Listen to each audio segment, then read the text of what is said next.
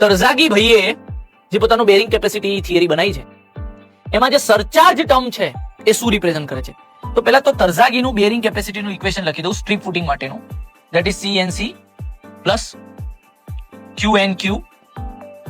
હવે QNQ ને ઘણા બધા લોકો આવી રીતે બી લખતા હોય છે કે gamma B DF into NQ. એટલે બેસિકલી મેં આમાં શું કર્યું, Q ને ખોલી દીધું કારણ કે Q એટલે ગામા બલ્ક ઇન્ટુ DF થાય, plus 0.5 B gamma N gamma.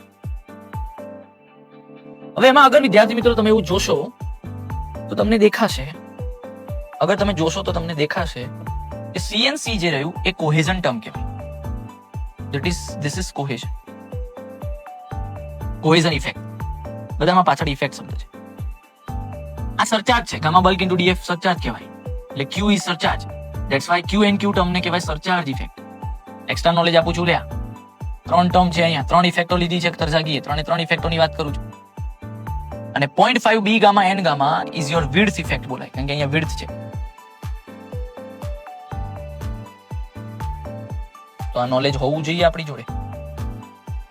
Okay, સો ગામા DF અને NQ આ સરચાર્જ ઇફેક્ટ છે. CNC એ કોહેઝન ઇફેક્ટ છે. અને 0.5 B ગામા N ગામા, આ ગામા ઉપર લઈ લો એટલે B ગામા N ગામા થઈ જાય. This is your width effect. હવે અહીંયા આ ક્વેશ્ચનમાં રાઈટ, આ ક્વેશ્ચનમાં બે આન્સર એટલા માટે ના થઈ શકે કે QNQ સાચો જવાબ છે પણ Q ગામા NQ છે એટલે ના ચાલે.